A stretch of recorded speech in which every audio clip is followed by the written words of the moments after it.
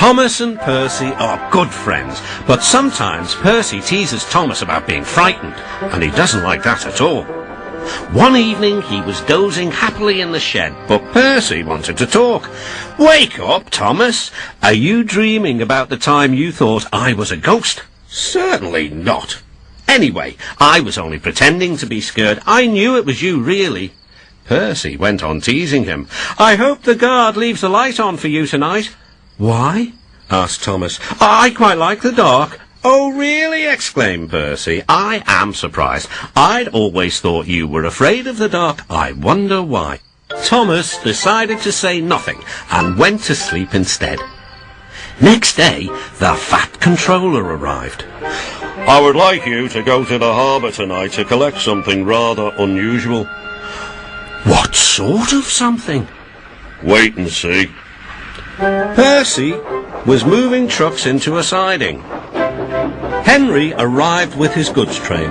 The signalman switched the points, and Percy waited on the siding until Henry had steamed by. Then there was trouble. "The points are jammed," called the signalman.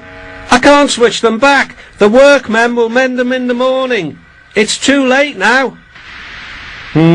Said Percy's driver. "I'm sorry, Percy, but you will have to stay here for the night." "Where are you going?" asked Percy. "Home for tea," replied the fireman. Percy was speechless. He watched as the other engines went home to the shed. Night time came, and Percy began to feel very lonely. "Oh dear," he murmured, "it's very dark." Oh, what's that?" It was only an owl, but Percy didn't realise this. "I wish Thomas was here too," he sighed.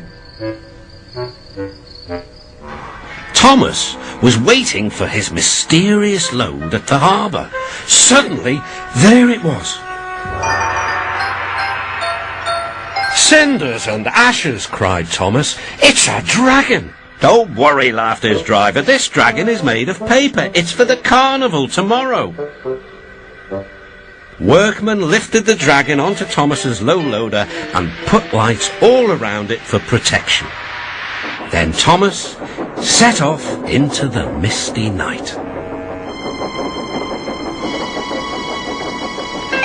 Percy was asleep in his sidings and had no idea that Thomas was approaching him.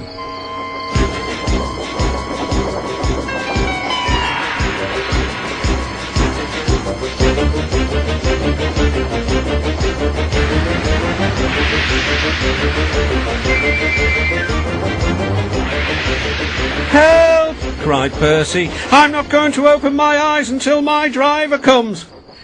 Next morning, the points were mended and Percy puffed back to the junction. Gordon was just about to leave with the express. "You'll never guess what I saw last night." Gordon was in no mood for puzzles. "I'm a busy engine. I don't have time for your games." "I've seen a huge dragon. It was covered in lights." Gordon snorted. "You've been in the sun too long. Your dome has cracked." When the other engines heard the news, they laughed too. "Look out, Percy," chuckled James, "or the dragon may gobble you up."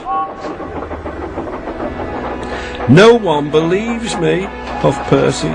"Maybe I did imagine the dragon after all." But Percy soon found out that he hadn't. "Help! Save me!" cried Percy. "It's all right," whistled Thomas, and he explained about the carnival. "By the way, how was your night out?" Percy decided to tell Thomas the truth. "Well, Percy," said Thomas, "maybe we do get scared sometimes, but if we're not afraid to tell each other, then that means we're quite brave too."